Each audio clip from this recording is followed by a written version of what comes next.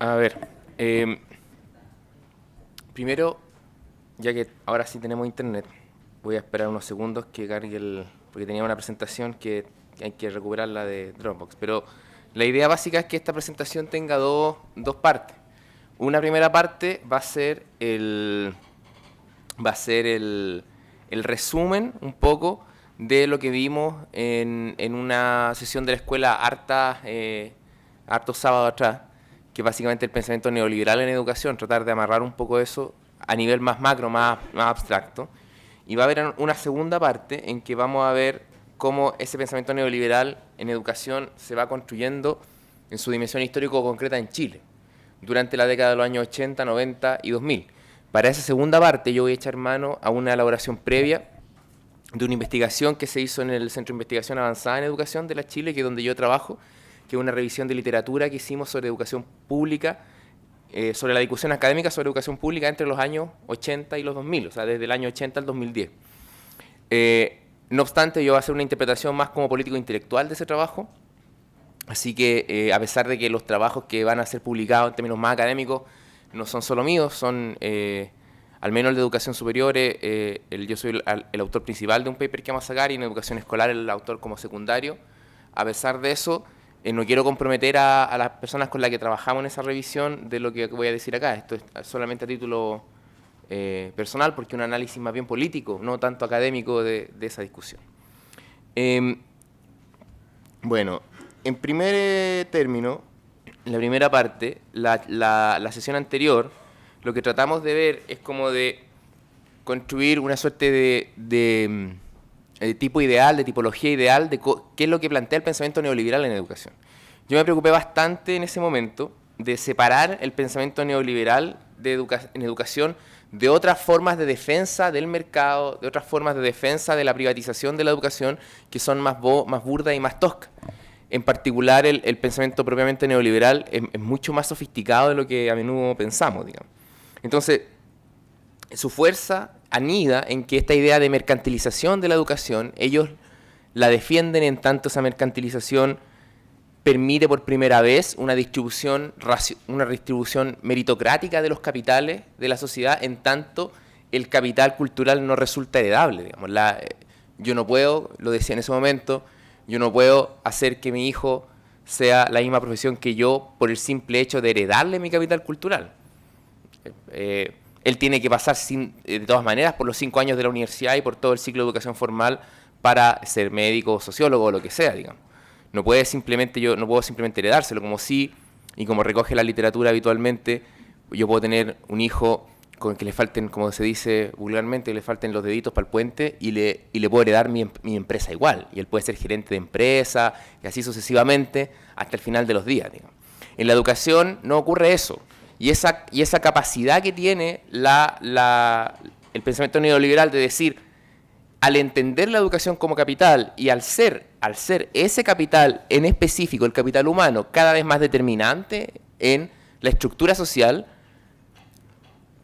la consecuencia lógica de eso, si hay un adecuado set de políticas públicas, es que esa sociedad sea más democrática. La distribución de la riqueza en esa sociedad sea más democrática. Ahora, claro, hay que pagar un precio. Y ese precio es que la educación adquiere, digamos, incorpora las mismas formas de alienación que están incorporadas en otros mercados. Por ejemplo, en primer lugar, la alienación del mercado. La educación pasa a ser un bien de mercado y por lo tanto la decisión de cuántos médicos se forman, cuántos sociólogos se forman, no es una decisión que toma un actor racional, la toma el mercado. Nadie sabe cuántos médicos va a formar la sociedad chilena este año, depende de la oferta y la demanda. Nadie sabe, por ejemplo, qué carreras se van a crear o qué carreras van a dejar de existir. Eso lo determina el mercado. Y hay una segunda alienación que tomando esta hebra, digamos, de pensamiento de Marx, es la alienación de la producción misma.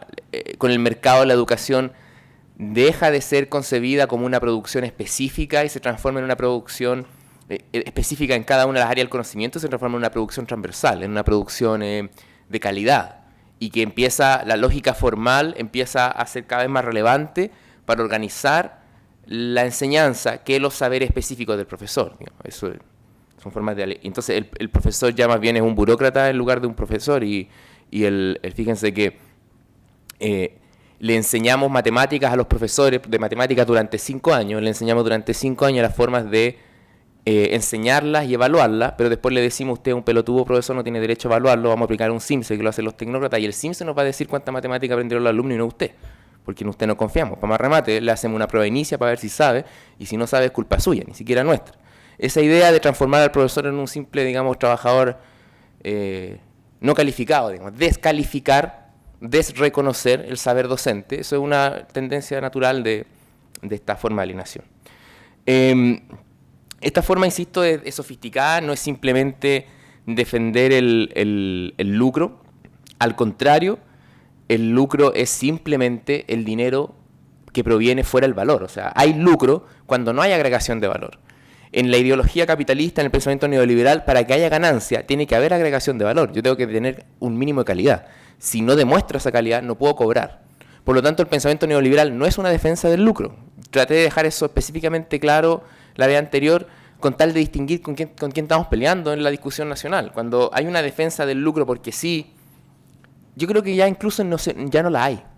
Yo creo que no la hay. Yo creo que eso ya dejó de existir. Lo que hay con cierto nivel de legitimidad, digamos, con un discurso legítimo relativamente planteable. Entonces, el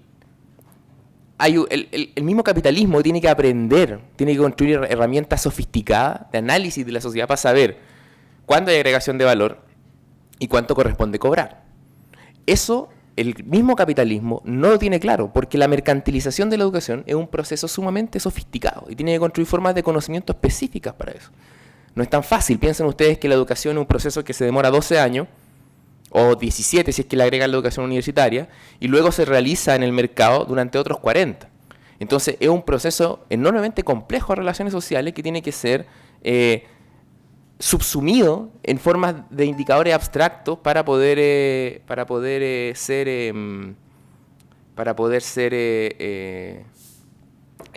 oferido en el mercado, ofertado en el mercado, digamos. Entonces el capitalismo está aprendiendo a hacer eso. Algo de la discusión que hay sobre calidad se corresponde a eso, y es bastante difícil. Yo lo que podría decir, por ejemplo, respecto de eso, es que cuando ustedes compran un departamento, muchachos, yo voy a comprar un departamento, ¿no? Supongamos que ustedes quieren comprarse una casa, espero que lo hagan pronto, cuando estén trabajando, ya sean padres o madres de familia. Cuando ustedes van a comprar una casa, el precio de la casa, que lo ven como una magnitud racional, como algo tan sencillo, al capitalismo le costó como 200 años entender de dónde viene el precio de la casa. Porque hay un componente del precio de la casa que viene del ladrillo, digamos, de qué tan grande es, de la calidad como ladrillo. Pero hay otro componente que viene de lo que se denomina en economía la capitalización hipotética de esa vivienda en virtud del lugar donde está emplazada. En virtud, si es que está en la dehesa, es más cara, y si es que está en la Florida, es más barata. Uno puede ver el mismo departamento de vivienda social de los años 60, el mismo departamento cuando ustedes lo ven en Macul o en la periferia de Santiago, cuesta X, y si lo ven en Ñuñoa o en La Reina, cuesta el doble. Y es el mismo departamento. Entonces, esta precisión de por qué es legítimo ese precio y por qué no, al capitalismo le toma 200 años entenderlo, aplicado a la agricultura. Hay una enorme discusión que está resumida en el capítulo 3 del Capital, que les exhorto a que la lean. Siempre es bueno leer el tomo 3, una lectura suave y fácil para entretenerse. Pero mi opinión es que el pensamiento neoliberal es ese dispositivo que está tratando de identificar los precios justos, digamos. Entonces, cuando usted estudia, claro, a ti te agregan cierto valor, pero también compras, cuando tú estás en la escuela, tú compras el derecho monopólico de uso de determinados saberes, que no lo puede usar nadie más que tú. O sea, nadie más que los que hayan cursado ese proceso. Y ese derecho monopólico no siempre coincide con la agregación de valor. ¿A qué voy con eso? Y ese es el problema que tenemos ahora de los títulos de baquelita, ¿no?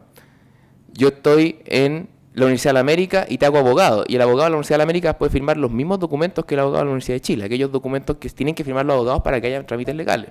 Del mismo modo que la capacidad para prescribir medicamentos se aplica tanto al médico de la Universidad Mayor como al médico de la Universidad de Chile. Pero no siempre hay equivalentes grados de agregación de valor en el sentido de la calidad de la enseñanza. Entonces, todas estas cosas complicadas que está pensando el capitalismo cuánto vale cada cosa, se mezclan y tratan de construir un pensamiento bastante sofisticado. Primero, cómo producir la educación, luego cómo valorizarla, luego cómo ofertarla en el mercado, cómo vincularla con otros espacios de la sociedad.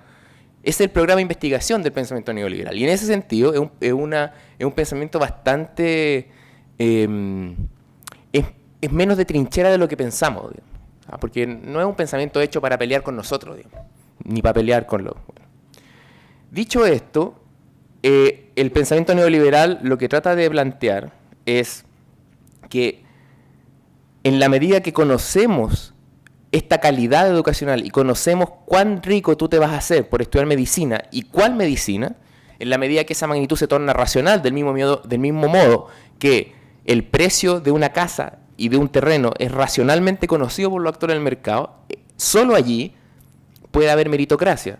¿Por qué? Porque tanta calidad o menos calidad se entrega en virtud de tu mérito. Entonces, si yo estudio en el mejor doctorado en Harvard es porque demostré mérito. Entonces, el mejor doctorado en Harvard a mí me permite un retorno económico gigante, ¿no?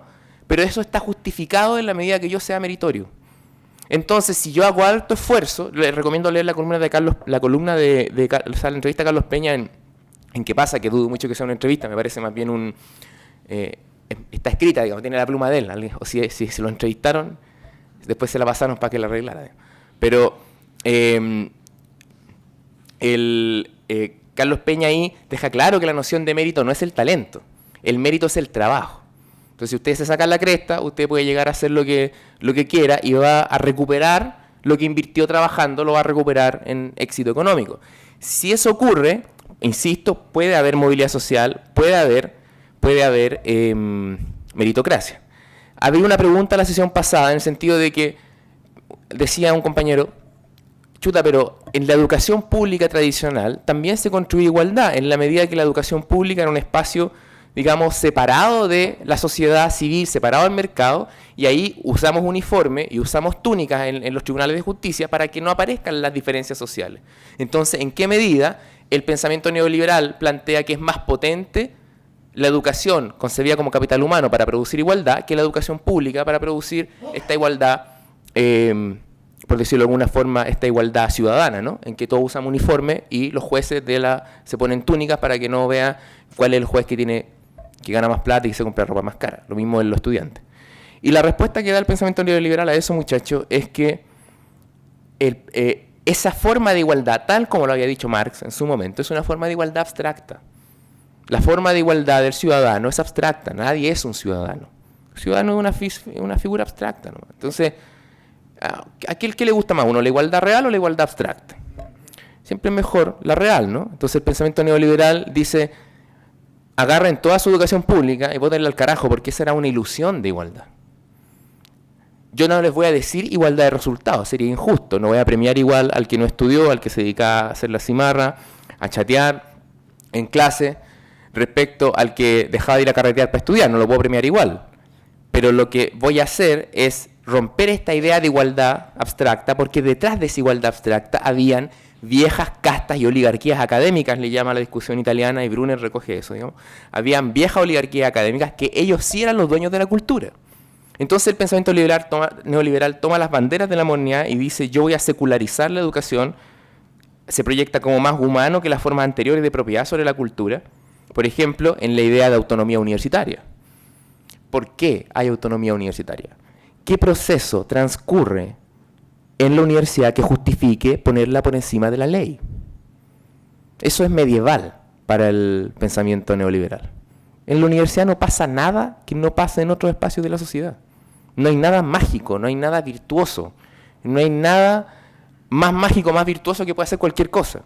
Esto ya ocurrió antes, insisto, cuando el capitalismo le expropia a los gremios la legitimidad monopólica para producir chocolate o para producir mesas o para producir licor.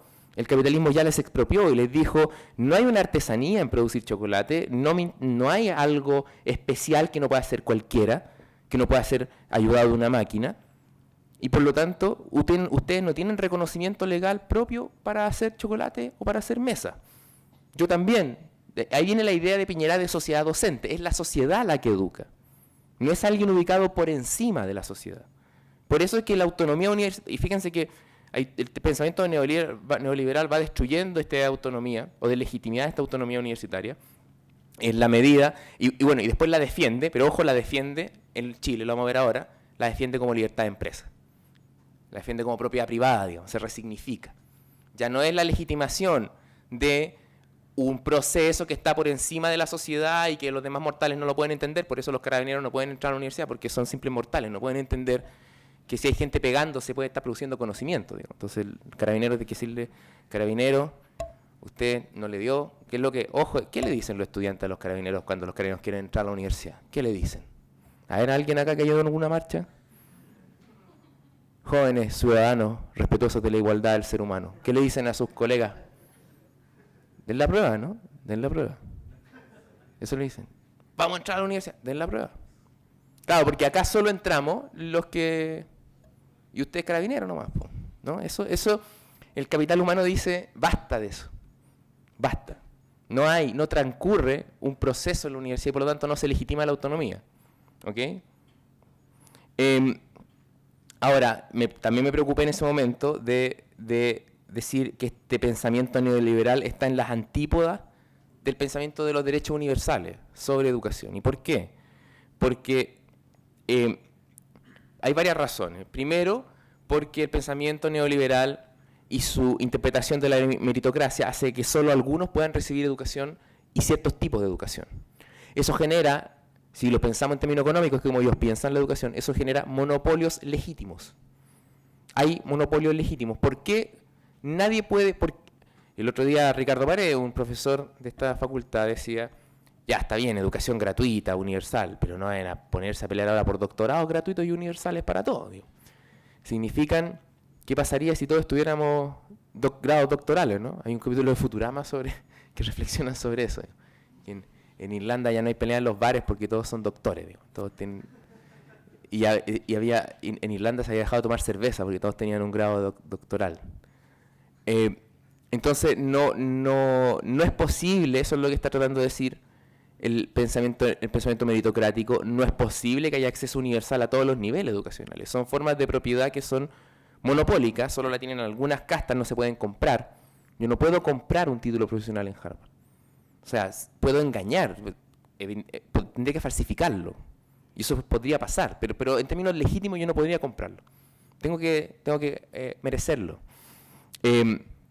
Entonces esa es una primera razón por la cual siempre la idea de derecho universal choca con la meritocracia. Pero una segunda razón tiene que ver con que en la idea de meritocracia yo soy propietario de lo que aprendí. Mi saber es mío. O sea, el médico cuando usted les cobra, cuando van a atenderse, no les cobra solo porque no les cobra solo su trabajo, les cobra su saber. El saber es mío, tienen que pagármelo, ¿no? Lo que piensa la idea de los derechos universales y más bien esta idea de que la cultura es un patrimonio inmaterial de la humanidad, es que las ideas del médico no le pertenecen al médico, son de todos, porque representan una acumulación histórica enorme de creatividad humana, de aprendizaje, son enormemente sociales. ¿Qué puede ser más social que la tabla del 2?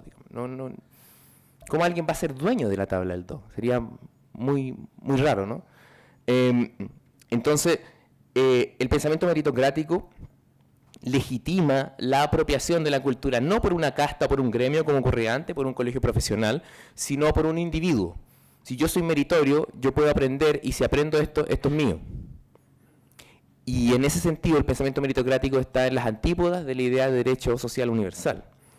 ¿Qué es lo que piensa la idea de derecho social universal sobre educación? Y que sería como el pensamiento contradictorio con el pensamiento neoliberal. Piensa que el objetivo de la educación es socializar la cultura. O sea, hacer que los saberes del médico se diluyan en la sociedad, se tornen, por decirlo de algún modo, se tornen propiedad colectiva, tal como el saber escribir se torna propiedad colectiva. O sea, hace miles de años, hace milenios, los que sabían escribir eran los ricos nomás. Pero el desenvolvimiento de la humanidad logra que todos sepan escribir. Y eso hay un avance de la humanidad. Y eventualmente vamos a conquistar que el saber médico también sea de todos. O sea, uno lo que está pensando es, todos vamos a saber todo. Eso es lo que yo creo que es la gran promesa de la educación pública, digamos, nunca realizada completamente. Pero esa es, todos vamos a saber todo. No necesariamente con la misma profundidad, pero no va a haber una posibilidad de imputar una jerarquía social, van a ser diferencias horizontales, no verticales, no jerárquicas. Todos vamos a aprender todo. Y todos nos vamos a dar cuenta que detrás de cada disciplina no hay más que procesos de aprendizaje y que cualquiera los puede llevar adelante con la adecuada voluntad. Este es el horizonte, me parece, que tiene que estar en la piedra angular de fundar un nuevo concepto de educación pública. Bueno, voy a entrar un poco en la cosa más bien de explicar cómo esto se da en Chile. Yo reconozco que en el campo intelectual hay 4 espacios, digamos, 4 pensamientos sobre educación hoy día dando vuelta. Hay uno que yo le digo los defensores del lucro, que son los burdos, pero en realidad hoy día ellos están muy debilitados como forma de pensamiento. Son puro poder fáctico nomás. Y si recurren a alguna forma más o menos elaborada de pensamiento, recurren al pensamiento de la iglesia del siglo XIX. No, eso estamos como mucho tiempo ya salido de eso, pero todavía eso existe hoy día. O sea, el Mercurio maneja los dos. El Mercurio es como una hidra, ¿no? De 2 formas de pensamiento. Está con el siglo XIX y con el pensamiento tecnocrático, meritocrático ahí. Y te ataca con las dos. Entonces, hay un primer campo que serían estos burdos. Los vamos a ver en detalle de dónde vienen en Chile y para dónde van. Luego tenemos el pensamiento meritocrático-tecnocrático, le llamo yo, o bien el pensamiento neoliberal en serio, en educación. Eso es más reciente de lo que pensamos. De hecho, recién está empezando ahora. Hay un tercer campo, que es el campo de la crítica, que yo le llamo los nostálgicos del bienestar, que son los críticos tanto del pensamiento del siglo XIX como del pensamiento meritocrático-tecnocrático, pero son críticos porque son defensores de la vieja universidad pública, de las viejas formas de institucionalización de la propiedad de determinados sectores sociales sobre el conocimiento, que se traduce hoy en corporativismo, ¿no? En corporativismo de ciertos sectores de las universidades estatales, que por ejemplo se expresa en las declaraciones desafortunadas de varios de los candidatos a rector de la Universidad de Chile, en esta idea de que la autonomía universitaria está bien porque si el Paco no puede entrar porque es tonto, digamos. Y tienen que respetarnos nuestro derecho a crear, porque la sociedad no va a entender lo que nosotros hacemos para crear conocimiento. No va a entender. Entonces tiene que haber una autonomía, una cosa media, lo que antes se denominaba la conciencia crítica de la nación. Eso. Cosa que yo no estoy en particular en desacuerdo, pero creo que la conciencia crítica de la nación es harto más que lo que está puesto tras los muros de una universidad, ¿no? Bueno, está ese campo y está finalmente el campo de la crítica postmoderna. Ese sería el 4º campo intelectual. Y hay un 5º, muchacho, que es el que yo hablo acá de los derechos universales, que trato de esbozar, pero ese 5º campo no está escrito. No se ha elaborado completamente. Y yo creo que esa es la tarea de ustedes al final. Es elaborarlo y desarrollarlo. Es construirlo como un pensamiento sólido.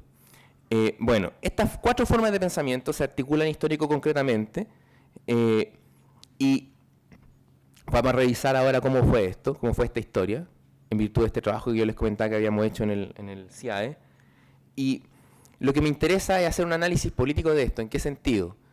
Que este campo político, este campo intelectual, construye una voz dominante en la medida que es capaz de desnaturalizar a sus críticos. Y la forma en que desnaturaliza a sus críticos y va acorralando a sus críticos es haciendo que toda crítica posible al paradigma dominante caiga en estas 2 concepciones que son imposibles de proyectarse políticamente en la actualidad. Uno, los nostálgicos del bienestar, y otro, los posmodernos.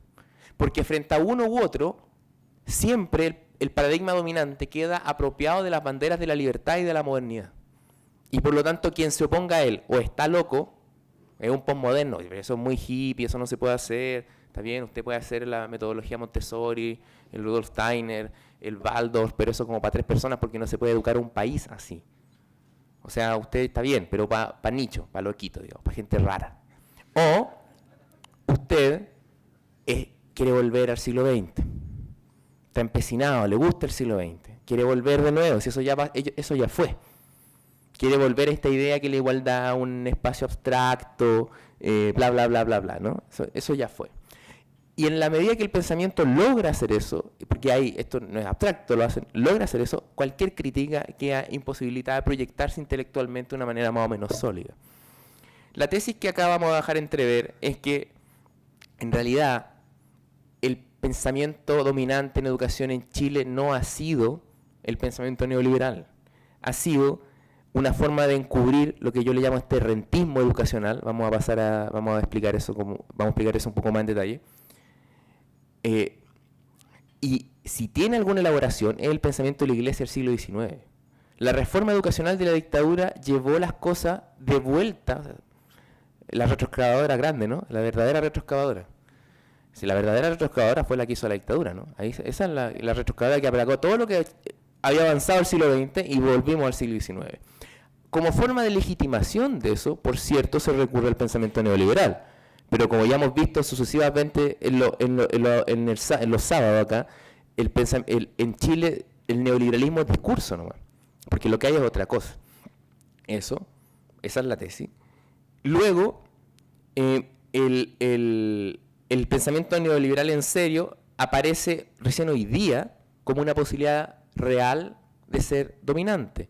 No obstante, no aparece explícito, sino que aparece disfrazado de retórica socialdemócrata y de los derechos universales.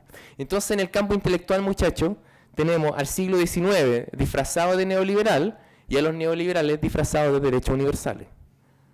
O sea, nadie entiende nada, ¿no? Eso es la confusión máxima. Por eso, ahora, yo siempre recalco esto es algo muy típico de América Latina. Cuando Chile se independiza y es lo que pasa con Portales, ¿no? Portales construye la dominación oligárquica más eficaz de América Latina, y a la estabilidad de la dominación oligárquica es que el peso, digamos, el orden social se mantiene por el peso de la noche. Esa frase de Tomás Yuceni Hall, que saca de una carta que le escribe Portales a Mariano Egaña en la discusión de la redacción de la Constitución en la época. El orden oligárquico más nítidamente oligárquico y más sólido se disfraza esa estabilidad como una estabilidad de la dominación moderna y de la democracia. Del mismo modo, digamos, esta suerte de neo-oligarquización que emprende la dictadura y que gobierna la concertación se disfraza o de neoliberal o de socialdemocracia, pero nunca aparece como tal. Y eso es lo que a mí me interesa, que los nuevos luchadores sociales tengan claro con quién están peleando. Y que toda retórica que hace la derecha y que hace los poderes fácticos de la calidad, de lo público, es simplemente retórica. No es otra cosa. Vamos a tratar de explicar un poco y argumentar esta tesis. Es una mezcla muy chilena, esto yo creo que no se da en una parte del mundo con tanta nitidez. Pero cuando uno toma a un pensador neoliberal en serio, por ejemplo, un gallo como Piñera, que él tuvo una voluntad real de ir a una suerte de pensamiento digamos, de reforma neoliberal en serio, ahí lo que termina ocurriendo es que se queda sin fuerza social que lo apoye, digamos. Se queda solo, porque la derecha tradicional no está para cuento, no está para el mercado. El empresariado chileno hegemónico, digamos, el más importante, no está para andar corriendo riesgo en el mercado. Ellos están para que se les aseguren ganancias rápidas, nichos de acumulación regulada, etcétera, digamos. Bueno, entonces yo voy a dividir esta ahora en tres partes, que voy a tratar de ser lo más breve posible para que haya algo de discusión, que son la discusión de los 80, los 90 y los 2000. Ya, la discusión de los 80. A ver, el contrario a lo que se entiende a lo que se entiende como habitualmente, la dictadura no tenía claro qué hacer en educación. No lo tenía muy claro. Y hay un enorme debate de la dictadura desde que triunfa el giro neoliberal, digamos, de la segunda mitad de los 70 hasta el 83, incluso 84, hay un enorme debate sobre qué hacer en el ámbito educacional. Los que animan este debate son los distintos componentes de los que apoyan la dictadura en ese momento, que no todos, de hecho, los neoliberales son una minoría. Yo distingo básicamente el ámbito de los corporativistas tipo fascista, el ámbito del liberalismo político y los neoliberales. Y los neoliberales juegan un poco a meter su planteamiento, pero no terminan de convencer a la dictadura. Vamos por partes. La reforma al nivel escolar, fíjense que la reforma a nivel escolar, que es quizás la más neoliberal de todas, donde el neoliberalismo tuvo mayor nivel de implantación, la reforma a nivel escolar, la dictadura, la razón que tiene para pasarle los colegios a los alcaldes es un imperativo de Pinochet, porque los alcaldes los designa él directamente. Los designa él directamente. Entonces no hay una suerte como de justificación teórica ni nada detrás de esa decisión. Son simplemente decisiones prácticas. Entonces, lo que sí es relevante en esa discusión, y lo que me interesa acá, que yo sé que es tarde, estuvieron desde temprano, pero esto hay que ponerle un poco más de seso, es la idea de subsidiariedad. Porque, muchachos, la idea de subsidiariedad no es solo neoliberal. Los neoliberales no inventaron el concepto de subsidiariedad. El concepto de subsidiariedad viene de la religión, viene de la iglesia. Entonces, lo que hace la dictadura básicamente es tomar y reinterpretar el pensamiento neoliberal, digamos, el pensamiento de la dictadura, lo que hace es reinterpretar el principio de subsidiariedad de tal modo que deje contento a los neoliberales, pero que no sea simplemente neoliberal. Entonces, de ahí que la centralidad del mercado como el mecanismo de operar de los distintos particulares, como plantea el principio de subsidiariedad, no está clara para la dictadura. Para la dictadura no está claro que al menos los colegios tengan que competir. También hay un componente muy relevante del corporativismo franquista en que son corporaciones y son, por ejemplo, voy a poner un ejemplo, la dictadura intenta, o sectores de la dictadura, intentan promover participación de los apoderados en los colegios. Y cuando se dan cuenta que cualquier posibilidad de abrir participación de los apoderados implica volver a esta idea de que la participación la controla la izquierda o la controla la oposición, los frenan. Pero no siempre hay una opción clara por el mercado. Por lo mismo, el Alfredo Prieto, en su libro La modernización educacional del año 84, que es uno de los ministros de la dictadura que impulsa este proceso, lo dice bastante claro, que no puede funcionar la educación sin que el Estado tenga un rol firme y tenga un rol activo en lo que hoy día entendemos que serían los procesos de acreditación, las agencias de calidad. O sea, ya hay un componente tecnocrático relevante en esa discusión, tampoco de mercado. Y donde queda más en rezago en la discusión de los 80, el neoliberalismo, es en la educación superior, al grado de que los militares proscriben el lucro en las universidades, porque ahí no puede haber capitalismo. Para ponerlo, mira, lo voy a poner en términos muy brutos, pero lo que hace la dictadura es algo de capital, bastante mercado en educación escolar, algo de mercado en educación superior no universitaria y no mercado en educación superior universitaria. Lean el artículo de Hernán Larraín con Jaime Guzmán del año 81 en la revista Realidad, en que explican la reforma universitaria. Ahí dicen con claridad y nitidez, porque la idea que ellos abrazan de universidad no es la universidad de masas, no es la universidad neoliberal, no es la universidad de las Américas, por eso no les va a temblar la mano cuando tengan que cerrarla, es la idea elitaria de universidad. Es que, al revés, la crítica que le hacen al ciclo anterior es que la Unidad Popular aumentó mucho la matrícula. Es increíble, ustedes pueden ver a Hernán Larraín y a Jaime Guzmán quejándose de lo mucho que había aumentado la matrícula universitaria de la Unidad Popular, que habían demasiados profesionales. La sociedad chilena ya no podía cobijar más profesional. Y lo que es cierto, la Unidad Popular llevó la matrícula del 5 al 15%, la triplicó en 3 años. Es el proceso de modernización más extraordinario que ha tenido la educación superior en Chile, en 3 años. Entonces, la crítica que ellos hacen no es la crítica neoliberal, es una crítica clásica. ¿Y qué es lo que está detrás del pensamiento clásico en educación? Lo que está detrás es que la socialización del niño en su edad temprana, o sea, en su educación escolar, le compete a la familia. Por lo tanto, que la familia elija el colegio de su hijo no es tanto porque la familia elija el mercado y elija qué parte de la sociedad va a formar a su hijo, sino porque la familia reclama potestad de la formación de sus hijos. Yo estoy ahora haciendo una investigación sobre razones por qué los padres eligen el colegio de su hijo, y me asombró al ver la entrevista del sector alto, ¿no? Una señora varias señoras de sectores altos, de por qué colocaban a su hijo en colegio de Legionarios de Cristo, del Opus Dei, daban la siguiente explicación. Decían, mira, hasta los 10 años los niños son guaguas, todo es muy lindo, pero de los 12 en adelante empieza la pubertad. Y ahí como que se revolotean un poco. Entonces hay que tener unos valores en el colegio muy fuertes y en la familia para que no se desbanden y sigan comportándose como corresponde. ¿Por qué? Porque la pubertad y la adolescencia, que son los procesos en que ustedes forman su identidad, para el pensamiento tradicional chileno oligárquico, no se les está permitido hacerlo en la sociedad. Tienen que hacerlo en la familia.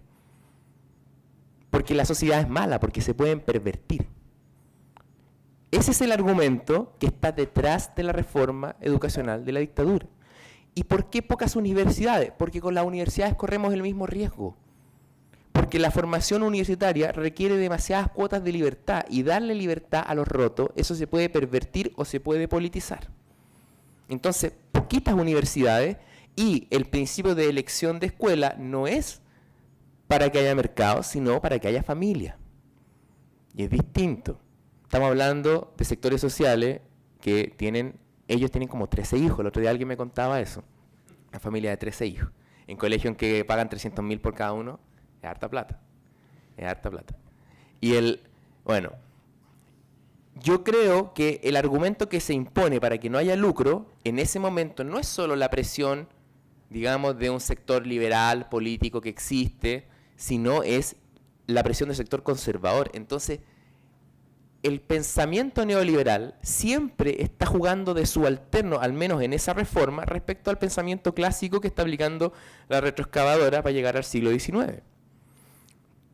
Para volver al siglo XIX. Piensen que la sociedad chilena, vamos a hacer un poco de historia, digamos, pero la sociedad chilena sufrió mucho para producir la ley de cementerios laicos y la ley de matrimonio civil. Hubo 2 revoluciones que pasaron piola, y los historiadores nunca te las cuentan mucho, pero hubo 2 revoluciones en el año 51 y el 59. Hubo una guerra civil en 1891 con 10.000 muertos. Ni la dictadura militar produjo 10.000 muertos. Estamos hablando de harta gente, y Chile tenía harto menos población en ese momento. La ley de instrucción primaria obligatoria durmió 20 años en el Parlamento. O sea, estos caballeros dieron una pelea, si uno toma el ciclo largo, de unos 50 o 60 años, para que no le jodieran la formación de su hijo. Y el Estado llegó a un pacto. Y ese pacto era más o menos educación pública para el resto, y también siempre se permitió una educación privada para una élite, digamos. Esto aplicado a la retroexcavadora. ¿En qué sentido? Le pasaron la retroexcavadora al siglo XX, que ya no era la educación pública, sino eran ellos los que iban a ir a educar a los niños. Plata para la iglesia, que es uno de los principales componentes del sistema particular subvencionado. En el diseño original de la dictadura. En el diseño original. Lo que pasa es que la realidad no siempre resulta respecto a cómo a uno la diseña, digamos. Ahora, ¿qué está pasando con la oposición? Esto es interesante. ¿En qué está la oposición en los años 80? Hasta el año 82 o 83, la oposición está en un ataque frontal al pensamiento de la dictadura. Frontal. Y hay textos de Brunner, el año 79, o hasta el 82, que son de un radicalismo extraordinario, de verdad, extraordinario. Pero luego, pasado el año 83, en la oposición hay un viraje, y se entra a lo que acá en este paper que vamos a sacar, yo denomino, digamos, crítica de implementación al principio de subsidiariedad. Y básicamente lo que se le dice a la dictadura es que incluso aceptando el principio de subsidiariedad en educación, la reforma está mal hecha. Y hay varias razones para eso. Primero, porque la reforma tiene inconsistencias internas que sufrimos hasta el día de hoy. Por ejemplo, Si vamos a ser neoliberales, ¿por qué el Estado le sigue pasando a parte fiscal directo a algunas universidades? ¿Por qué no les pasa a todas o a ninguna? Por ejemplo, si vamos a tener mercado en educación, ¿por qué simplemente no vendemos los colegios públicos? ¿Por qué se los pasamos a los alcaldes? ¿Qué tienen que hacer si los alcaldes hasta ese momento, en todas las ciudades de América Latina es así, pero los alcaldes, ¿qué hace la municipalidad? La municipalidad sacan la basura. Y eso es todo. Entonces, a los gallos que sacan la basura, tú le pasaste la salud, o sea, primero le pasaste la educación y después le pasaste la salud, que es enormemente complejo administrar. Y no hay ninguna argumentación de por qué se los pasaste a ellos. Con la reforma de la ENU se habían experimentado descentralización en el Ministerio de Educación, que después termina en lo que hoy día nosotros conocemos como las Ceremi. Las Ceremi también son un invento de la Unidad Popular. No le iban a pasar los colegios a las Ceremi. Le pasaron los colegios al alcalde por una decisión explícita de Pinochet. De nadie más, digamos, hay elaboración teórica la de Pinochet, no, pues ninguna. No hay ninguna argumentación sustantiva. Entonces, cuando se negocia la transición, hay una serie de foros y de intercambio que ocurren principalmente en el CEP, entre el CEP y la Flaxo, en que se acuerda una suerte de racionalización de la reforma educacional de la dictadura para que el principio de subsidiariedad pueda funcionar bien. Y ahí se va firmando un pacto, digamos, tal vez no escrito, pero una suerte de consenso y de entendimiento sobre cómo tienen que ser las políticas educacionales en el futuro. Y ahí la concertación entrega el principio de subsidiariedad y no lo cuestiona nunca más. De hecho, ni siquiera lo cuestiona hoy día. Más allá de los discursos de Izaguirre, digamos, no está en cuestión, se naturaliza. ¿Cuáles son los componentes principales de este pacto, digamos? De este pacto. Se discuten varias cosas. Y esta discusión ocurre en los viejos formatos de los consejos asesores. Hay una comisión en el año 91 para educación superior y hay una comisión en el año 93, 94 para educación escolar. La del año 91 discute cómo tratar a las universidades, cómo tratar a la institución de educación superior, cómo organizarlas, cómo fiscalizarlas, y de eso surgieron una serie de políticas, cosas que se discutieron en esa comisión y que siguen rebotando en el tema hasta el día de hoy. Primero, formas de gobierno universitario. Porque si ya, supongamos que estamos en el pensamiento clásico de educación. En el pensamiento clásico, en el pensamiento de Hernán Larraín y Jaime Guzmán, las universidades no funcionan como propiedad privada tradicional, porque estamos hablando de un pensamiento premercado. La estructura del poder en una universidad funciona distinto como funciona una empresa. El problema es que ya al año 91, los tipos que habían hecho universidades privadas habían hecho empresas. ¿Y qué hacía el Estado? ¿Obligarle a funcionar como universidad? ¿Qué iba a hacer el Estado con la Universidad Central, con la Universidad Mayor, con la Universidad Adolfo Ibáñez, con la Universidad Finisterra? ¿Cuál otra de esa época? Bueno, con esa. Iba a ir y iba a decir, ¿sabe qué, señor dueño de la Universidad Mayor? Usted tiene que tener un consejo académico en que los decanos con el rector decidan las cosas que va a hacer su universidad. Las pelotas, eso no iba a ocurrir.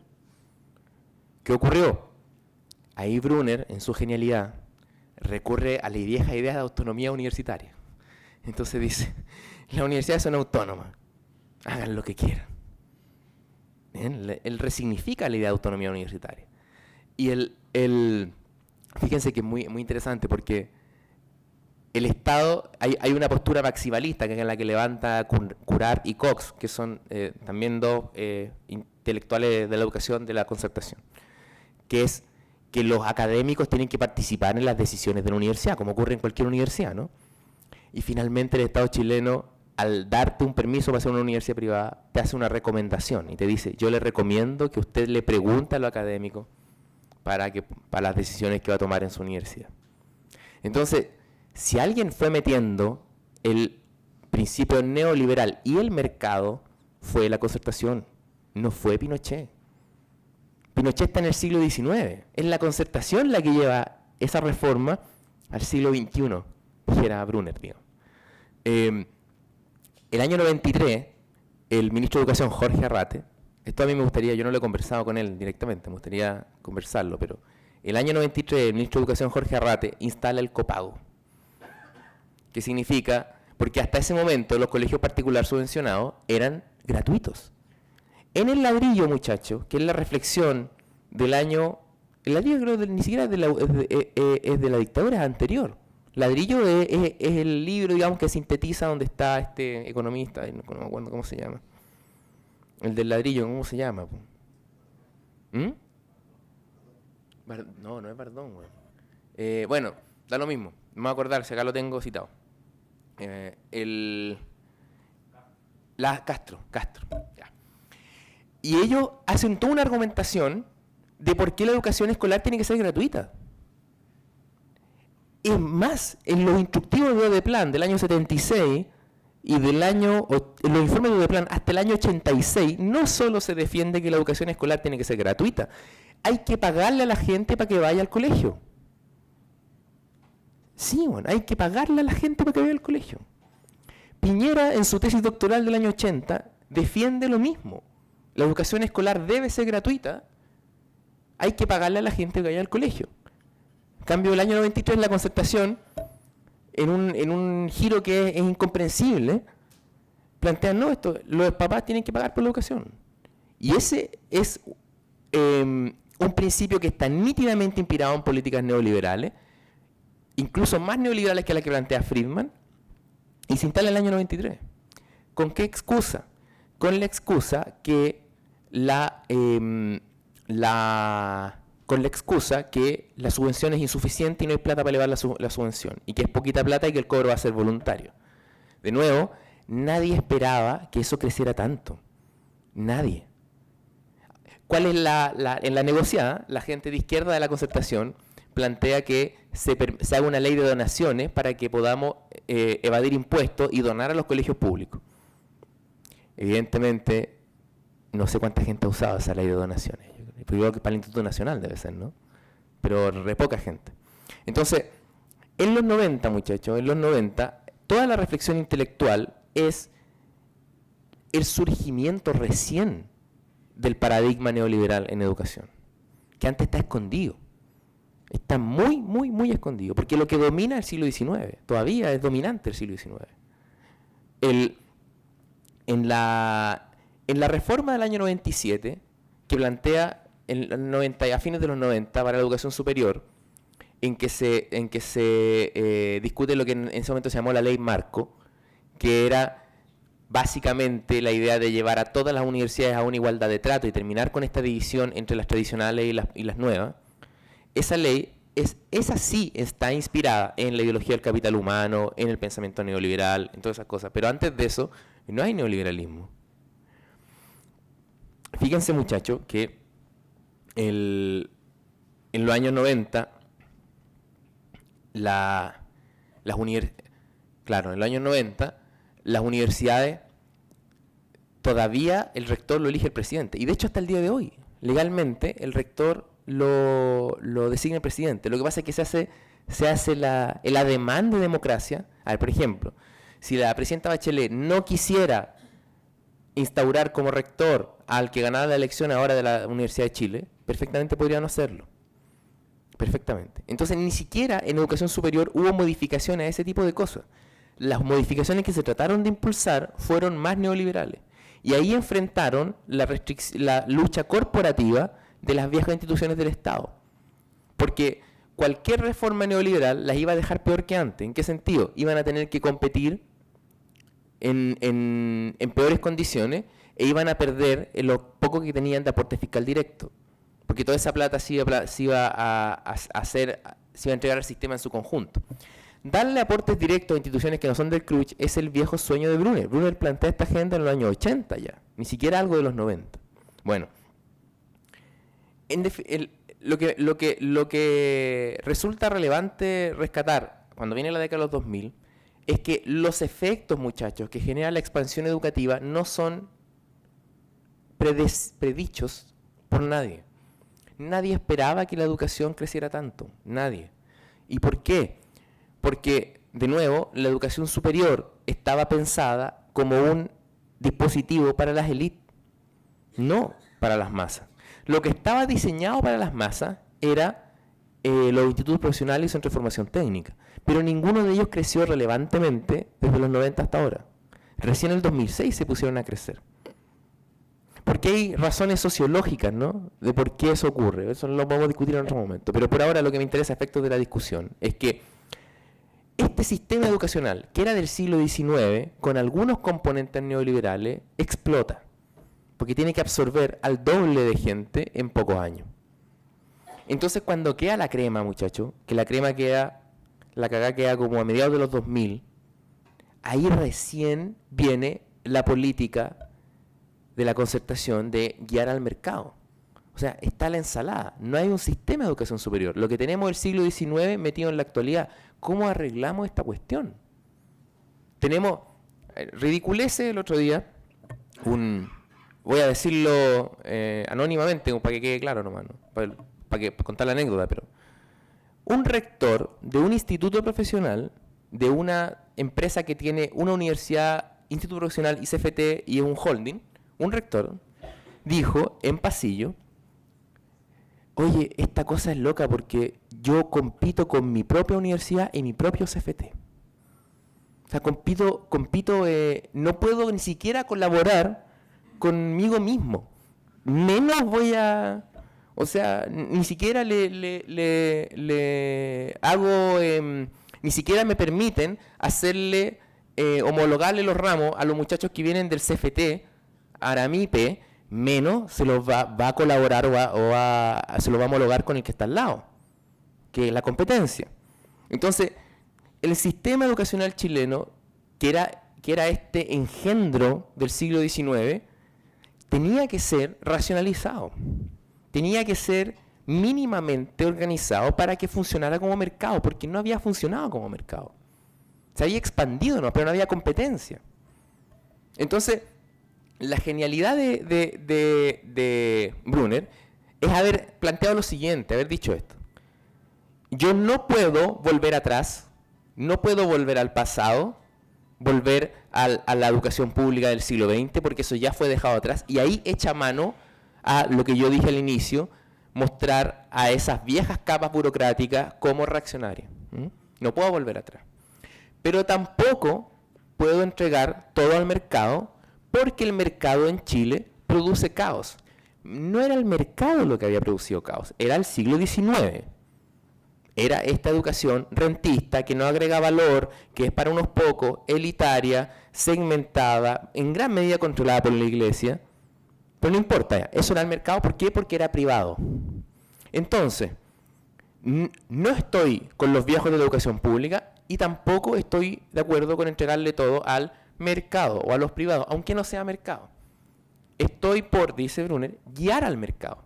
Significa que el Estado se empodera, se hace más fuerte y constituye una fuerza de racionalización sobre la educación. Y es allí donde la idea de lo público cambia y educación pública deja de ser la educación de las instituciones directas del Estado y pasa a ser esta idea de guiar al mercado.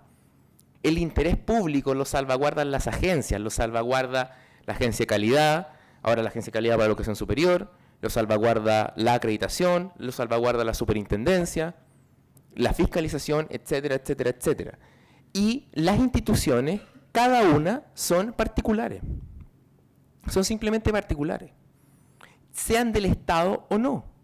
Porque en último término, recuerden, si es que yo estoy produciendo calidad académica y estoy produciendo conocimiento, ¿qué diferencia hay si lo produzco en una universidad del Estado a una privada? Ninguna. Básicamente ninguna. Eso es lo que está tratando de decir. Entonces, el interés público ya no se puede, pensamiento de Brunner, digamos, el interés público ya no se puede ejercer a través de la vieja educación, porque eso ya es parte del pasado. Si ustedes siguen lo que está escribiendo Brunner ahora, ya se está burlando, ya ni siquiera está atacando esto. Él lo atacó durante los 90 y los 2000. Ahora simplemente se burla de esto, de la idea de los estudiantes de volver a la educación pública. Es objeto de su risa. Cuando de lo que se trata es de guiar al mercado, de racionalizarlo. El problema, muchachos, es que el siglo XIX no quiere ser racionalizado. No tiene por qué serlo. O sea, ellos aplicaron la retroexcavadora. Piénsenlo desde el punto de vista de la oligarquía, digamos. La oligarquía durante 50 años resistió que en Chile existiera cosas mínimamente públicas, como por ejemplo la ley de instrucción primaria obligatoria. Ya. El gol se los pasaron. Luego, durante un buen periodo del siglo XX, tuvo que aguantar que hubiesen sindicatos hasta que llegara un marxista a la presidencia. Eso era mucho. Se acabó. Retroexcavadora. Nunca más esta weá. Nunca más. Y ahora, un weón como Brunner me viene a decir que tengo que comportarme como mercado y que tengo que competir y que tengo que agregar valor y que tengo que mostrar indicadores de calidad y que el hecho de que la iglesia cuente con recursos para educar a los niños chilenos depende de que sean buenas. Esos recursos van a venir con exigencias. ¿Quién es el Estado para venir a darle exigencia a la iglesia sobre cómo educa a los niños? ¿Se entiende, no? Fíjense, ¿quién es el Estado para impedir que la iglesia cobre? Eso, la gente que está defendiendo la reforma del gobierno está contenta porque en la última carta de la conferencia episcopal la iglesia entregó el copago. La iglesia se abre a dejar de cobrar si es que el Estado le paga esa diferencia. Mira, el enorme ejercicio de progresismo del siglo XIX. Vean, por favor, las declaraciones de Ignacio Sánchez, que no son de rector, cuando él dice, cuando él dice, hay alumnos que son cooptados por la ultraizquierda en la Universidad del Estado, etcétera, etcétera, etcétera. Semanas después, hay una declaración de apoyo de todos los decanos de la universidad, incluido Christian Cox, que supuestamente es progresista.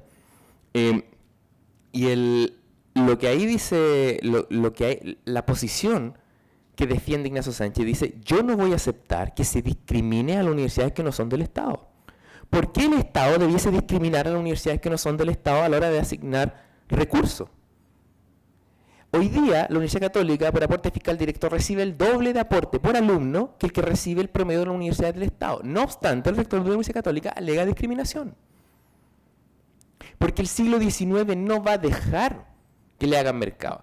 Ahora, desde el punto de vista de los defensores de guiar al mercado, tampoco pueden convocar fuerza real en la sociedad para racionalizar al siglo XIX si no echan mano a ustedes.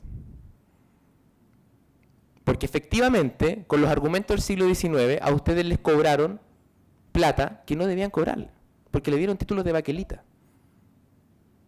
Se endeudaron a un nivel que no debían haberse endeudado, llegando al crédito canal del Estado, que debe ser de las políticas públicas más ridículas de la historia de la humanidad. De verdad, es insostenible. El CAE era insostenible. Insostenible.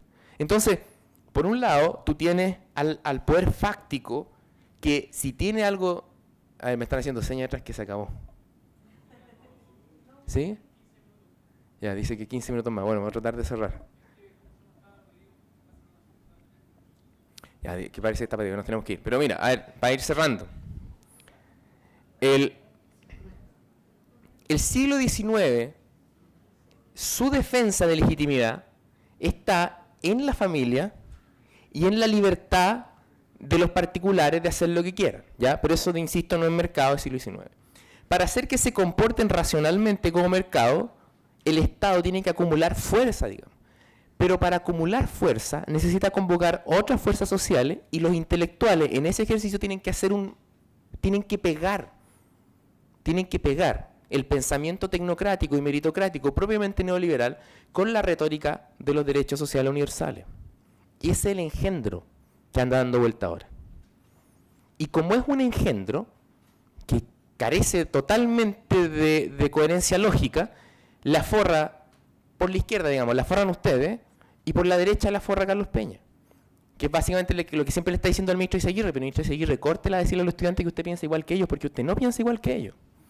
Córtela. ¿Hasta cuándo va a seguir con esta cosa? Ya va a ser la presidenta el 21 de mayo que va a decir, chiquillos, miren, no vamos a desmercantilizar la educación, simplemente vamos a mercantilizarla bien. Porque esta cosa del siglo XIX que ustedes le están cobrando por indulgencia. Estamos en el siglo XIX todavía. Y vamos a hacer lo posible para que esa cosa funcione un poco mejor, y vamos a poner harta plata, harta cosa, ya para que... Y algunas lucas le caerán a la defensa corporativa de las instituciones del Estado, pero más bien para calmarla. No, para que no mueran. Para que no mueran, porque con la tendencia que hay en el gráfico hoy día, la educación pública deja de existir en 10 años más. Si se mantiene la tendencia. Desaparece, RIP, se acabó. Entonces, puesto así, el desafío intelectual que hay para construir un pensamiento sobre educación nuevo es sumamente complicado. Sumamente complicado. Porque ningún actor te debate abiertamente. Digamos. Porque el discurso de la iglesia ya se acabó, no es legítimo. Entonces, la iglesia solo aparece como un poder fáctico o bien se defiende. La única, yo creo que al final del día, la única defensa posible de la iglesia es demostrar que ellos son mejores que los otros, porque efectivamente lo son.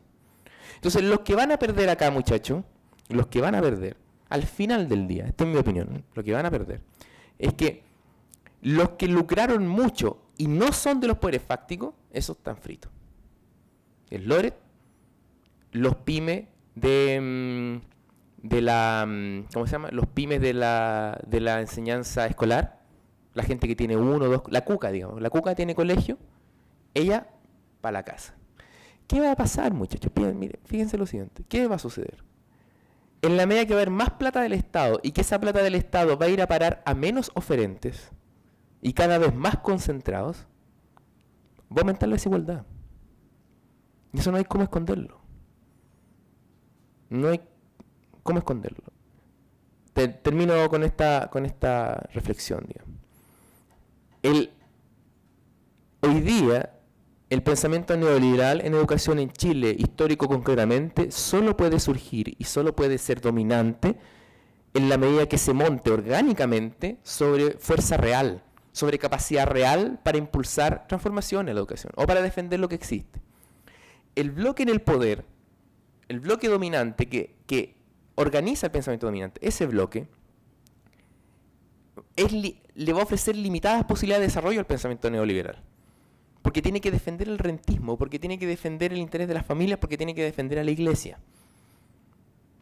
Entonces, en último término, yo le podría decir al rector de la Universidad Católica, bueno, compita pues. Compita, no se lleve la plata asegurada para la casa. Pero ya tenemos clara la opinión que nos va a venir de vuelta, porque en el Estado va a ir a decirle a la iglesia lo que tiene que hacer, cuando usa recursos públicos. Entonces, la única posibilidad orgánica, real, de constituir el pensamiento neoliberal es en la medida que se constituya sobre ustedes.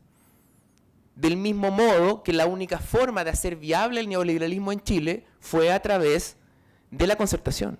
Fue la concertación la que profundizó y desarrolló el neoliberalismo en cuanto a neoliberalismo, tratando sin éxito de resistir la presión oligárquica rentista del empresariado tradicional. Y en ese esfuerzo de tratar de ir a controlar al empresariado tradicional, con las banderas del mercado y las banderas liberales, entre comillas, termina fracasando. Y termina ocurriendo este engendro de una dominación oligárquica tan fuerte, revestida de un relato socialdemócrata, que es el que le daba la concertación. Entonces acá puede terminar pasando lo mismo. Que el pensamiento neoliberal de la concertación, disfrazado de retórica de los derechos universales, termine siendo el discurso del siglo XIX. Otra vez, una vez más, Portales de nuevo vivo, se nos apareció el peso de la noche. Tranquilo, el orden social en Chile se mantiene por el peso de la noche, tranquilo.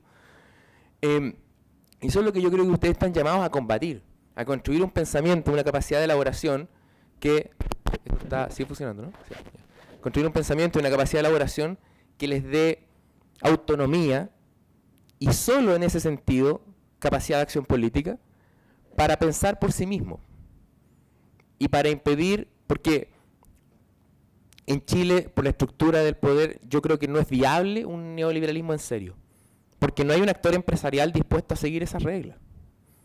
No es viable. Entonces todos los programas liberales en serio carecen de anclaje a la realidad, porque no hay una burguesía de verdad. Entonces, o tenemos educación pública, de verdad, que no está escrita y que no es volver al siglo XX, que al revés es ir más allá de lo que fue el siglo XX, o el siglo XIX. Esa es la dicotomía hoy día. Y fíjense que hay que desmontar, claro, ahora dicho así parece súper claro, ¿no? Pero miren todo lo que hay que desmontar ideológicamente para llegar a esto. Acá estamos peleando por la modernidad contra el siglo XIX. contra gente que piensa que los niños de 12 años no pueden tener derecho a adolescencia y a ser felices y a ser individuos, sino que tienen que seguir la tutoría de sus padres para siempre. Contra esa gente están peleando ustedes. Y esa gente tiene intelectuales que los confunden primero con que son neoliberales y después con que son socialdemócratas, y no son ni lo uno ni lo otro. ¿Por qué piensan ustedes que hoy día, en el enorme nivel de desarrollo de las fuerzas productivas que hay en el país y en el enorme grado de, entre comillas, diversidad cultural que hay en Chile, tenemos a una élite tan conservadora en todos los planos? ¿Y eso es casualidad? ¿Es azar?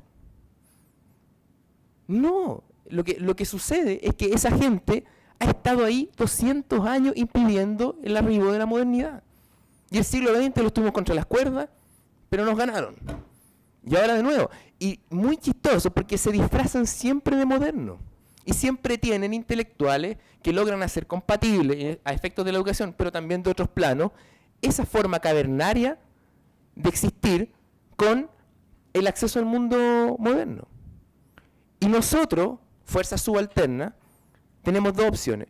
O sucumbimos a sus espejismos, o construimos nuestra propia forma de pensamiento.